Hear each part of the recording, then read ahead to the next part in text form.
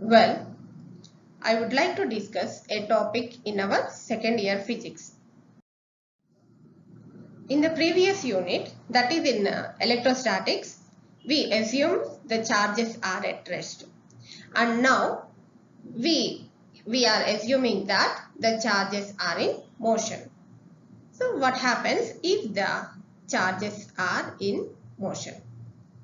ఇప్పుడు మనము ప్రవాహ విద్యుత్ గురించి చర్చించుకుందాం. స్థిర విద్యుత్ శాస్త్రంలో మనము ఆవేశము స్థిరంగా ఉంది అని అనుకుని దానికి సంబంధించిన విషయాల గురించి మనం చర్చించాం. ఇప్పుడు ఆవేశాలు ప్రవహిస్తూ ఉన్నప్పుడు ఏమవుతుంది అన్న విషయము ఇప్పుడు మనము ఈ ప్రవాహ విద్యుత్తులో నేర్చుకోబోతున్నాం. So these are the topics which I would like to present to you now. ఇవి ఇప్పుడు మనం నేర్చుకోబోయే విషయాలు. సో ముందుగా విద్యుత్ ప్రవాహం. సో ఆవేశాలు ప్రవహిస్తూ ఉంటే ఆవేశాల ప్రవాహాన్నే మనం విద్యుత్ ప్రవాహము అనేసి అంటాం. అంటే ప్రమాణ కాలంలో ప్రమాణ వైశాల్యం గల వాహకం గుండా ప్రవహించే నికర ఆవేశాన్నే మనం విద్యుత్ ప్రవాహం అని అంటాం. సో విద్యుత్ ప్రవాహాన్ని మనము I అనే లెటర్ తో మనం సూచిస్తాం. So I is equal to Q/T. ఇక్కడ ఈ Q అనేది ఆవేశము, T అనేది కాలం. సో దీని యొక్క SI ప్రమాణము ఆంపియర్, అంటే క్యాపిటల్ A తో డినోట్ చేస్తాం ఆంపియర్ ని. So electric current, the net charge passing through any cross section of the conductor per unit time is called electric current, and the electric current is denoted with the symbol I, so which is mathematically which can be written as I is equal to Q/T. Here Q is the charge and T is the time, and the SI unit for this is ampere. ఇప్పుడు నేను కొన్ని basic విషయాలు చెప్పి అప్పుడు ఓం నియమం గురించి మనం discuss చేద్దాం. శక్తి ప్రవహించాలి అంటే మనకి అక్కడ కొన్ని సూటబుల్ కండిషన్స్ ఉండాలి. ఫర్ ఎగ్జాంపుల్ మనకి ఉష్ణశక్తి ప్రవహించాలి అనేసి అంటే అక్కడ యానకం అనేది అవసరం. అదేవిధంగా నీరు ప్రవహించాలనుకోండి, నీరు ప్రవహించాలి అంటే అక్కడ మనకి ఒక లెవెల్ డిఫరెన్స్ అనేది ఉండాలి, హైట్ లో తేడా అనేది ఉండాలి. అదేవిధంగా ఆవేశాలు ప్రవహించాలి అనేసి అంటే మనకు అక్కడ పొటెన్షియల్ తేడా అనేది ఉండాలి. So now here suppose energy flows when suitable conditions are provided. For example, the heat energy requires a medium, and also suppose a water flows if there is a level change or the change in the height, and there should be no obstacle in the flow. And similarly, suppose a charge flows when there is a potential difference between the if there is a potential difference, then only the charge flows. Okay, now we will discuss the Ohm's law. ఓం నియమం మనం ఇప్పుడు discuss చేద్దాం. స్థిర విద్యుత్ suitable conditions ఇక్కడ ఏంటంటే స్థిర విద్యుత్, ఒక స్థిర విద్యుత్ వద్ద ఒక వాహకం గుండా ప్రవహించే విద్యుత్ ప్రవాహము ఆ వాహకం రెండు చివర్ల పొటెన్షియల్ తేడాకి అనులోమానుపాతంలో ఉంటుంది. At constant temperature, the current flowing through the conductor is directly proportional to the potential difference between the ends of the conductor. So here, ఈ పొటెన్షియల్ తేడా V అనుకున్నట్లయితే V is directly proportional to I. Here the potential difference is V, so V is directly proportional to I, and here V is equal to R into I. ఇక్కడ ఈ R అనేది ఒక అనుపాత స్థిరాంకం, దీనినే మనము వాహకం యొక్క నిరోధము అనేసి అంటాం. Here R is a proportionality constant and we call that R is the resistance of the conductor and its unit is ohm. ఓం నియమం పరిమితులు, లిమిటేషన్స్ ఆఫ్ ఓమ్స్ లా. చాలా సందర్భాల్లో ఓం నియమం వర్తిస్తుంది. అంటే ఓం నియమం వర్తిస్తుంది అంటే ఈ VI మధ్య గల సంబంధం రేఖీయంగా ఉండాలి. కానీ అర్ధవాహకాలలో లేదా శూన్య నాళికలలో థర్మిస్టర్లలో మనకి ఈ VI సంబంధము రేఖీయంగా ఉండకుండా ఈ విధంగా పటంలో చూపినట్లుగా ఉంటుంది. సో అట్లాంటి సందర్భంలో మనం ఓం నియమాన్ని అనువర్తింప చేయలేము. Here, although Ohm's law has been found valid over a large range of materials, but there are some materials which does not obey Ohm's law. That is, if the relation between VI is linear, then only we can apply the Ohm's law. But in case of semiconductors, vacuum tubes and thermistors, the relation is not linear. And in the next case, ఇక రెండో సందర్భంలో ఈ VIల మధ్య గల సంబంధం V యొక్క సంఖ్య మీద అంటే గుర్తు మీద ఆధారపడి ఉంటుంది.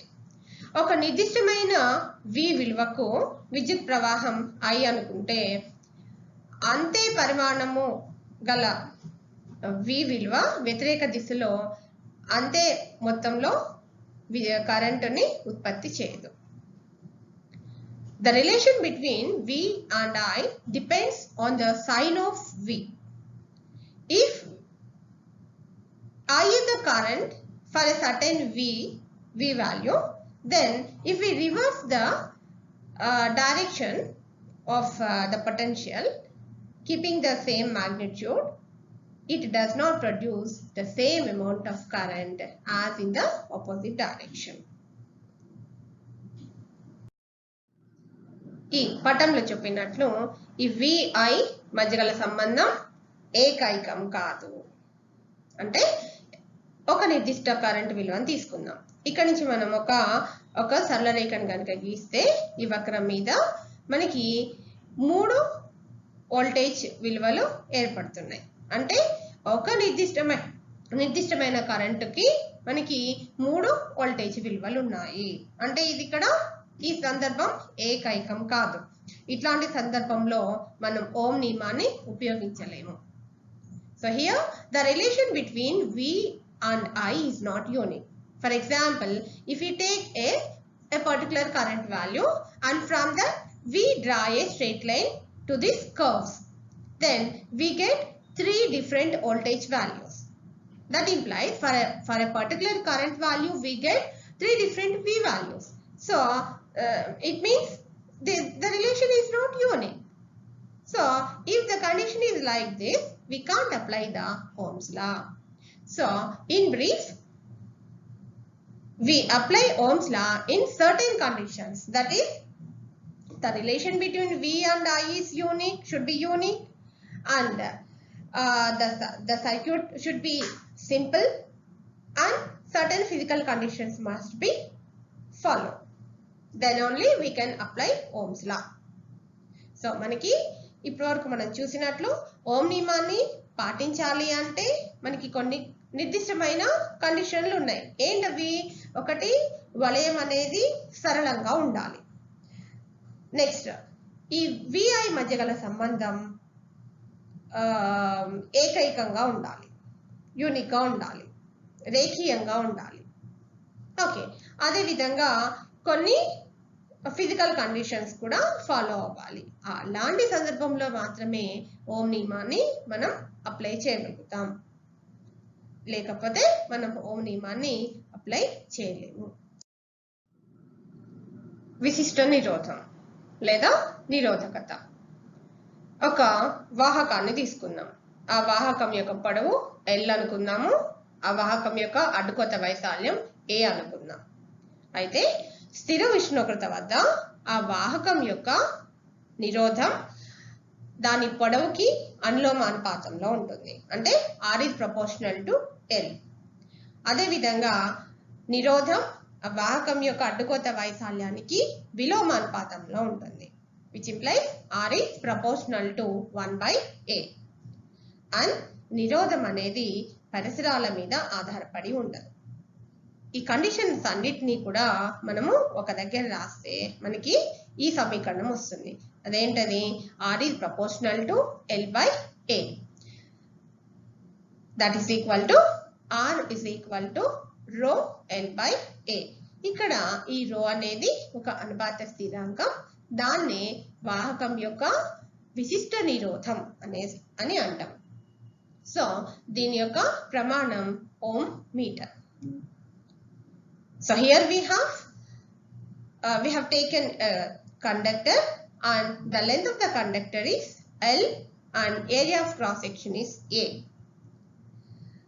So here at constant temperature the resistance of the conductor is directly proportional to the length of the conductor, that is R is proportional to L, and the resistance of that conductor is directly proportional to 1/A, that is the resistance of the conductor is inversely proportional to area of cross section A, that is R is proportional to 1/A, and R does not depend on the surroundings. By clubbing all the above conditions, we get a relation, that is R is proportional to L/A. And generally we remove the proportionality and we equate those two terms, then we get R is equal to rho L/A. Here rho is called the proportionality constant and also called as the specific resistance. Okay, so here rho is equal to RA/L. The unit for specific resistance is ohm meter. ఓం నియమాన్ని మనం అన్ని సందర్భాల్లో ఉపయోగించలేము. సంక్లిష్ట వలయాలకి మనము Kirchhoff నియమాలను ఉపయోగిస్తాం. ఇక్కడ మనం కిర్చాఫ్ మొదటి నియమం గురించి చర్చించుకుందాం. కిర్చాఫ్ మొదటి నియమాన్ని సంధి నియమము లేదా బిందు నియమము లేదా విద్యుత్ నియమము అని కూడా అంటాం. సో ఇక్కడ సపోజ్ ఏదైనా ఒక సంధి బిందువుని తీసుకుందాం. ఆ సంధి బిందువు వద్ద విద్యుత్ ప్రవాహాల బీజీయం మొత్తము శూన్యం అవుతుంది. అంటే summation I is equal to 0. అంటే ఏదైనా సంధి బిందువు వద్ద లోనికి ప్రవేశించే విద్యుత్ ప్రవాహాల మొత్తం సంధి నుంచి బయటికి ప్రవహించే విద్యుత్ ప్రవాహాల మొత్తానికి సమానం అవుతుంది. దీన్నే మనము కిర్చాఫ్ మొదటి నియమము అనేసి అంటాం. అంటే మ్యాథమెటికల్ గా ఎట్లా రాస్తామంటే ఇప్పుడు చూడండి, ఇక్కడ I1 అనేది సంధిలోకి వస్తుంది. So I1 plus I2 and plus I4 is equal to I3 plus I5. అంటే I1 plus I2 minus I3 plus I4 minus I5 is equal to 0. అంటే విద్యుత్ ప్రవాహాల బీజీయం మొత్తము శూన్యము. దీన్నే మనం కిర్చాఫ్ మొదటి నియమం అని అంటాం. We discussed that Ohm's law cannot applicable for the complicated circuits. For complicated circuits, we apply Kirchhoff's laws. So here this is the Kirchhoff's first law. Kirchhoff's first law is also called as junction law and current law. So now look at this picture. So here this is the junction. At this junction, the algebraic sum of all the currents is equal to 0. That is summation I is equal to 0. Or at a junction point or a meeting point, the sum of incoming currents should be equal to sum of outgoing currents. Mathematically, so here I1 plus I2, this is minus I3, that is I3 current is going outside. So minus I3 plus I4 minus I5 should be equal to 0. Or we can also write this as I1 plus I2 plus I4 is equal to I3 plus I5. This is called Kirchhoff's first law or current law. Kirchhoff రెండవ నియమము, దీన్నే మనము వలయ నియమము అని కూడా అంటాం. So అంటే ఇక్కడ ఒక సంవృత వలయం ఉండాలి. ఒక సంవృత వలయంలో పొటెన్షియల్ మార్పుల బీజీయం మొత్తము శూన్యం అవుతుంది. అంటే summation IR minus summation epsilon is equal to 0. ఇక్కడ ఈ ఎప్సిలాన్ అనేది ఈఎంఎఫ్. సో ఇక్కడ ఈ సంవృత వలయం తీసుకుందాం. ఏదది ABCDA అనే ఈ సంవృత వలయంలో మనం పొటెన్షియల్ తేడాలు ఏమున్నాయి? ఇక్కడ పొటెన్షియల్ డ్రాప్ ఎంత? I1, ఇది I1 కరెంట్ కదా, I1 R1 ఇది ఇలా వచ్చి ఇక్కడ minus epsilon is equal to 0. That is I1 R1 is equal to epsilon. So next ఈ రెండో సంవృత వలయం ఏదది? ADEHA ఈ సంవృత వలయం తీసుకుందాం. దీంట్లో I2 R2 ఇక్కడ పొటెన్షియల్ డ్రాప్ ఎంత? I2 R2. So I2 R2 plus I3 R3 minus epsilon is equal to 0. That is equal to I2 R2 plus I3 R3 is equal to epsilon. అదే విధంగా ఈ కింద ఇంకొక సంవృత వలయం ఏముంది? అక్కడ EFGHE ఈ సంవృత వలయం తీసుకుందాం. ఈ సంవృత వలయంలో మనకి చూడండి ఇక్కడ I3 R3 ఇక్కడ పొటెన్షియల్ డ్రాప్ ఎంత? I3 R3 and here the current flows like this and here the current flows like this. So opposite directions. That is I3 R3 minus I4 R4 is equal to 0. That is equal to I3 R3 is equal to I4 R4. This is Kirchhoff రెండవ నియమం. Kirchhoff's second law is also called as the loop law or the voltage law. So here we need a closed circuit. That is, for a closed circuit, the algebraic sum of potential differences is equal to 0. That is, summation IR should be equal to summation epsilon. That is, the sum of potential drops on the resistances is equal to the sum of EMFs in a closed circuit. Okay. So now we will consider the closed loop ABCDA, this closed loop. So here the potential drop across this resistance is I1 R1. So I1 R1 minus epsilon is equal to 0. That is equal to I1 R1 is equal to epsilon. And we consider the second loop, that is ADEHA. So in this closed loop, the potential drop across this is I2 R2 and this is I3 R3. Okay, so I2 R2 plus I3 R3 minus epsilon is equal to 0. That implies this one, I2 R2 plus I3 R3 is equal to epsilon. Similarly, we consider the third loop, that is HEFGH, this closed loop. So here the potential drop across this is I3 R3 and the potential drop across this is I4 R4.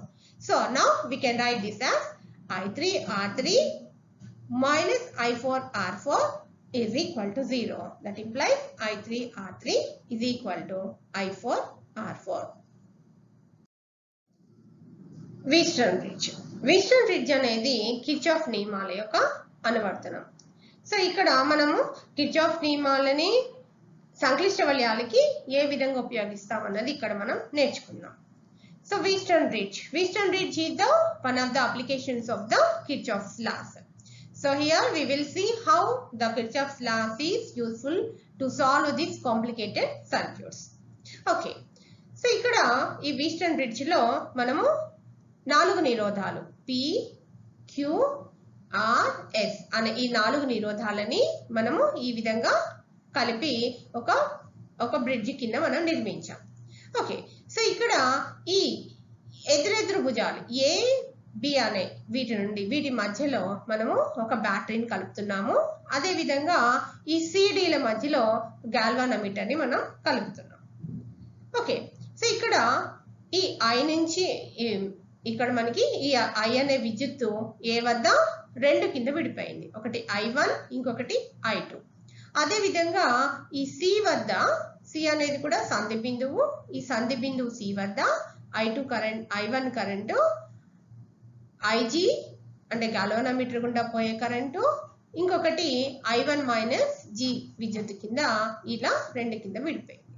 ఇప్పుడు ఇక్కడ మనము ఈ Kirchhoff నియమాలు ఏ విధంగా మనం ఉపయోగిస్తున్నామో చూద్దాం.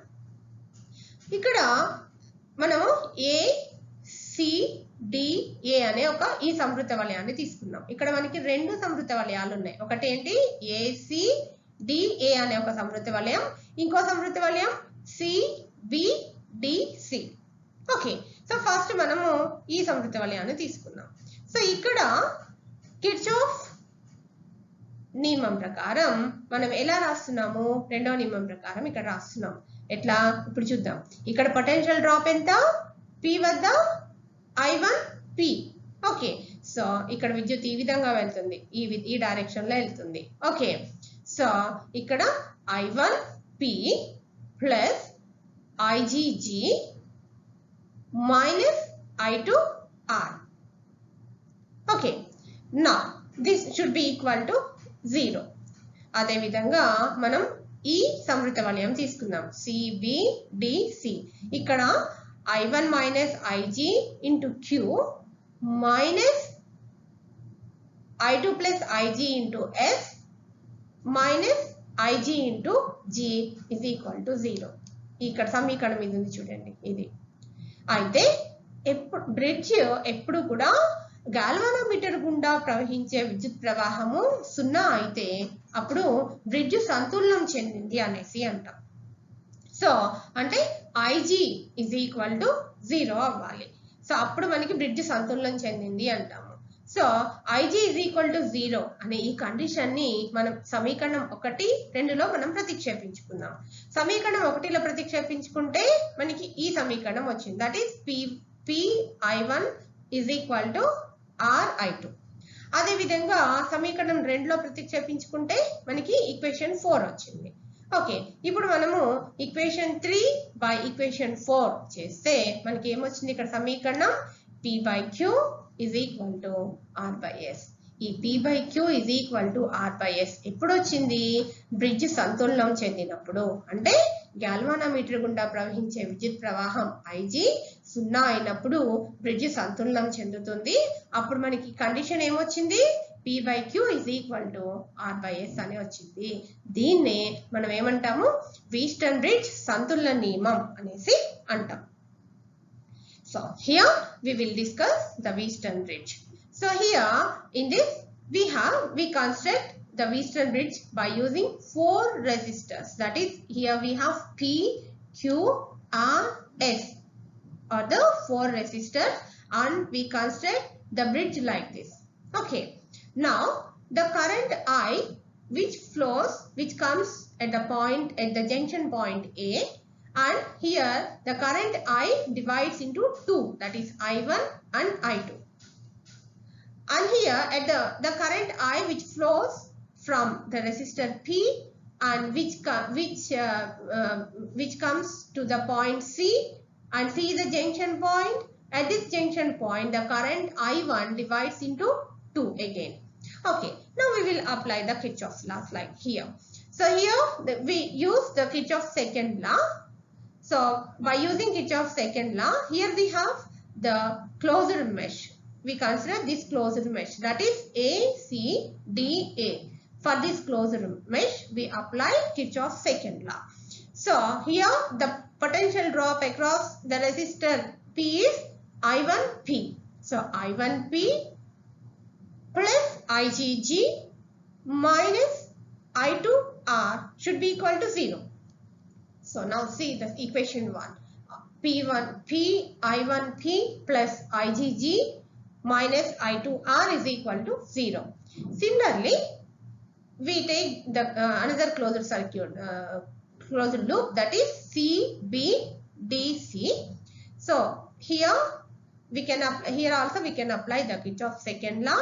So here we can write this as Q into I1 minus Ig minus S into I2 plus Ig minus, here the direction is like this. Okay, so Ig into G is equal to 0. So now see here, this is the equation 2. But here we have a condition, that is when the current flowing through the galvanometer is 0, then only we said the bridge is in balanced condition. Okay, so if the bridge is in balanced condition, then that is Ig is equal to 0. We substitute the Ig is equal to 0 in equation 1 and in equation 2. We get equation 3 and equation 4. Then by dividing equation 3 by equation 4, then we get P by Q is equal to R by S. That is when the galvanometer current, that is the current flowing through the galvanometer is 0, then we said the bridge is in balanced condition. Then we get the condition is P by Q is equal to R by S. This is called the principle of Wheatstone bridge.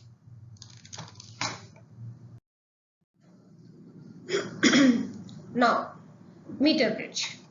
So this is the circuit diagram of the meter bridge. So here in meter bridge we have taken a constant or manganese wire of length 1 meter, and here we have the strips C1, C2 and C3, and here we have a gap G1. In gap G1 we connect a resistance box, and in the gap G2 we connect an unknown resistance Y, and from A to a battery we connect a battery positive of the battery, and from negative to the plug key, and plug key to the rheostat, and rheostat to the B.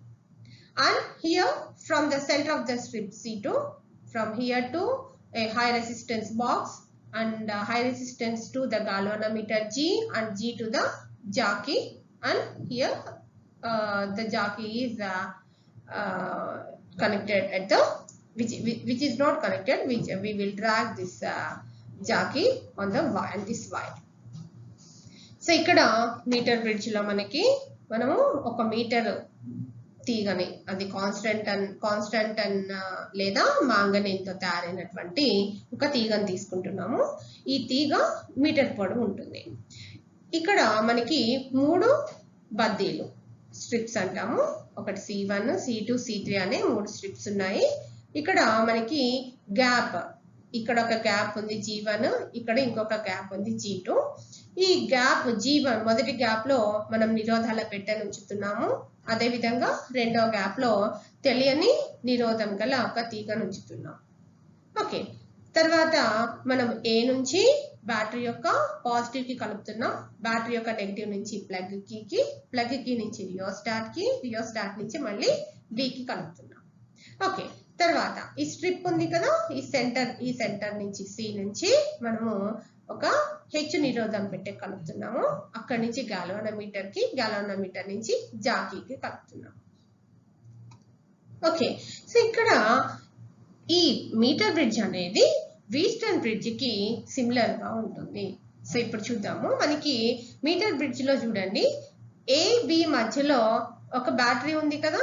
So ఇక్కడ చూడండి, AB మధ్యలో బ్యాటరీని కలిపాం.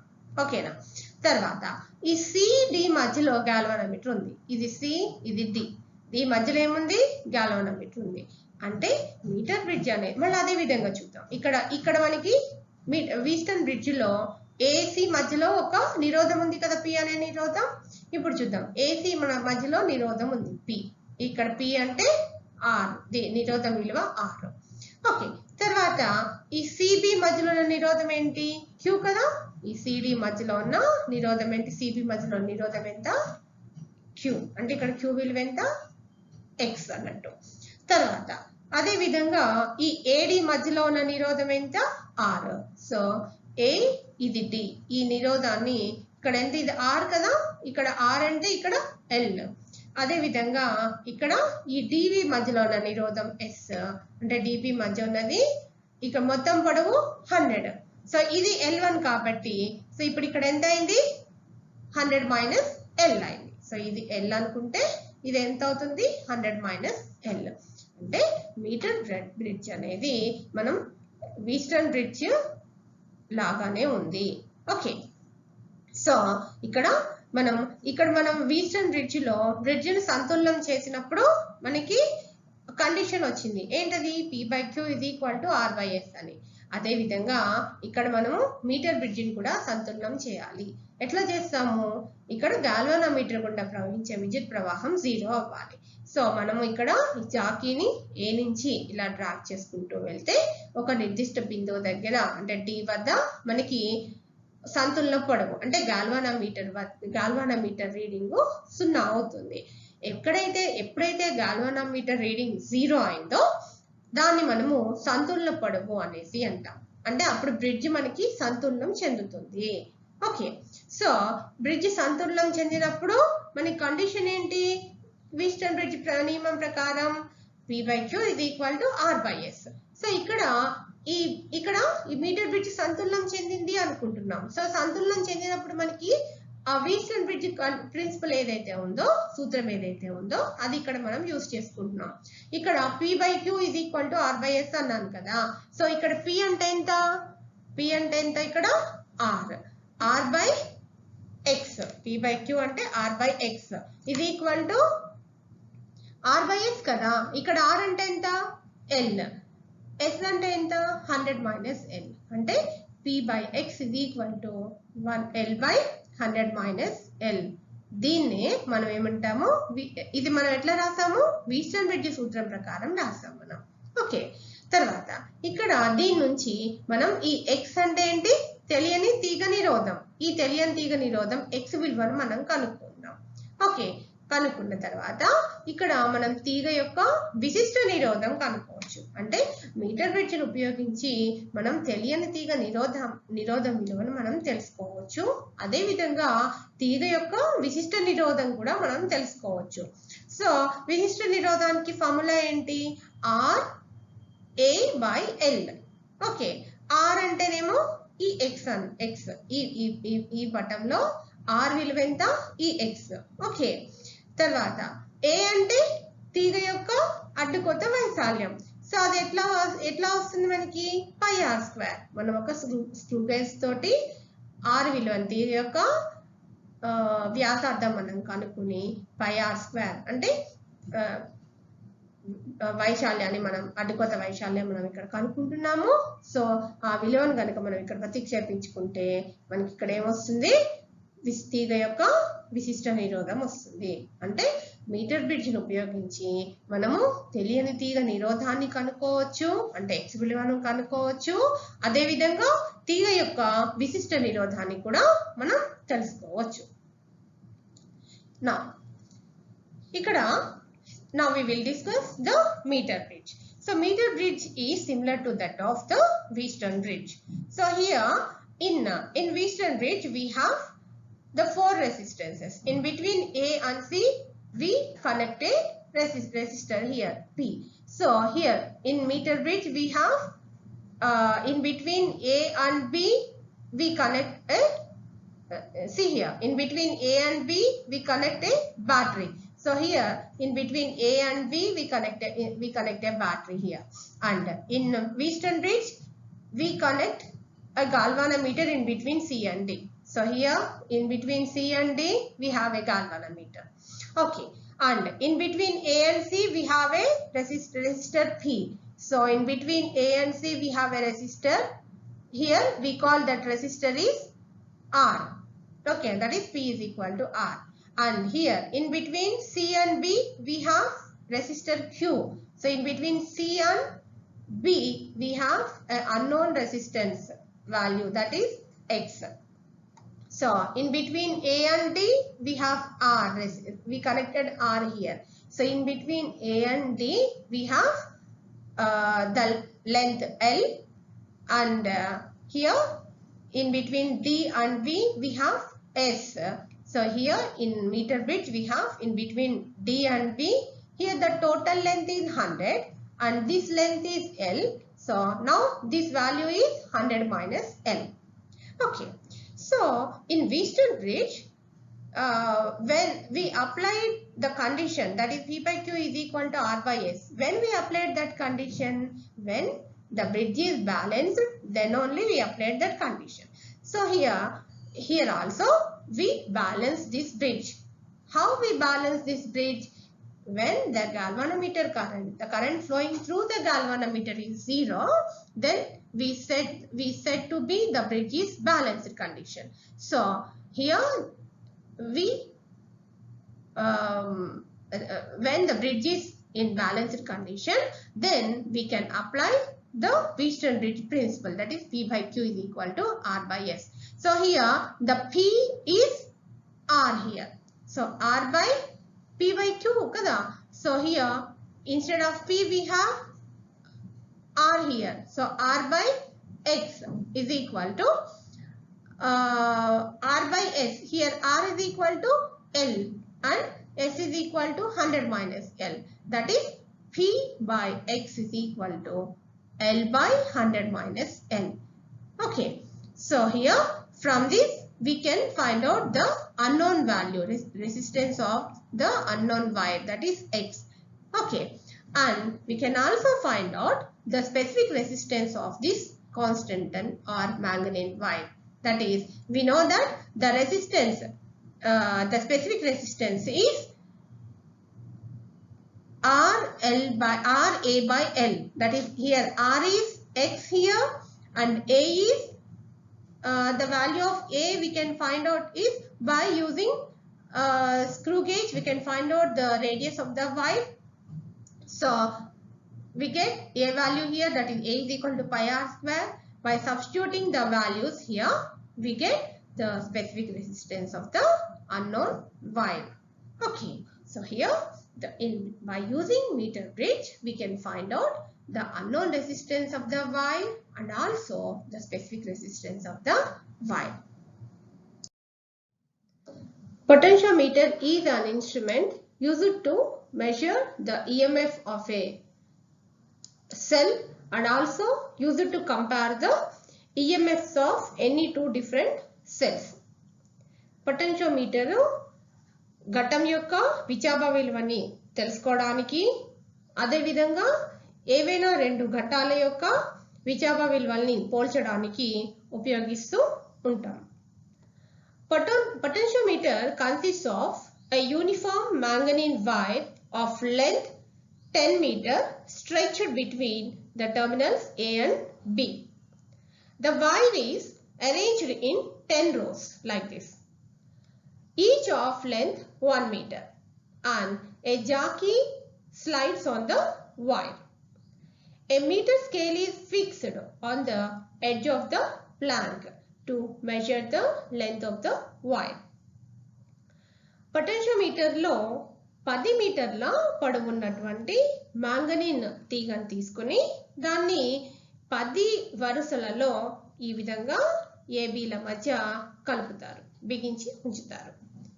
ఇక్కడ ఒక Jackie ఈ విధంగా ఉంటుంది, అదే విధంగా ఒక స్కేలును కూడా మనము బిగించి ఉంచుతాము, ఎందుకంటే ఈ పొడవుల్ని తెలుసుకోవడానికి.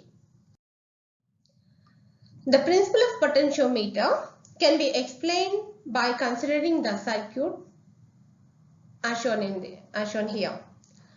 The terminals A and B are connected to a battery of EMF epsilon and a cell of unknown EMF epsilon naught and a galvanometer G and a jockey J are connected in series like this, and the jockey is moved from A along the wire until a null deflection in the galvanometer is obtained. If L is the length of the wire from A to C and rho is the resistance of the wire per unit length and I is the current flowing through the wire, then we can write the equation as epsilon naught is equal to I rho L, which implies epsilon naught by L is equal to I into rho. That should be a constant. This is called the principle of potentiometer. Potentiometer సూత్రం కనుక్కోవడానికి మనము ఇక్కడ ఇచ్చినటువంటి ఈ వలయ నిర్మాణాన్ని ఉపయోగిస్తాం. ఈ పటంలో చూపినట్లు ఏబీల మధ్య ఎప్సిలాన్ విచాబా గల ఒక ఘటాన్ని కలుపుతున్నాం. అదేవిధంగా ఒక ఎప్సిలాన్ నాట్ అనే ఒక తెలియని విచాబా గల ఒక ఘటాన్ని మరియు ఒక గాల్వానోమీటర్ను అదేవిధంగా జాకీని శ్రేణిలో మనం ఈ పటంలో చూపినట్టు కలుపుతున్నాం. సో ఇప్పుడు మనము జాకీని ఏ నుండి మనం ఈ తీగ మీద ఇలా జరుపుతూ పోతే ఒక నిర్దిష్ట బిందువు వద్ద గాల్వానోమీటర్ రీడింగ్ 0 అవుతుంది. సో ఎక్కడైతే ఇది 0 అయిందో ఆ పొడవు అదే మనము ఏమంటాము సంతులన పొడవు అనేసి అంటాం. ఆ పొడవుని మనం L అనేసి అనుకుంటున్నాము. అదే విధంగా సో ఇక్కడ ఈ ఎప్సిలాన్ నాట్ అనేది తెలియని ఘటం యొక్క విచాబా విలువ. సో ఈ విచాబా విలువ ఎప్సిలాన్ నాట్ ని మనం ఏ విధంగా రాస్తున్నాము అంటే that is equal to I. I అంటే ఈ తీగ గుండా ప్రవహించినటువంటి విద్యుత్ ప్రవాహం. అదే విధంగా L AC మధ్య పొడవు L అనుకున్నాము. అండ్ రో అంటే ప్రమాణ పొడవు మీద నిరోధం. Okay, so we can write the equation as epsilon naught is equal to I rho L, which implies epsilon naught by L is equal to I into rho. ఇది ఒక స్థిరాంకం. సో అంటే epsilon naught by L is equal to constant అనేది potentiometer యొక్క సూత్రము.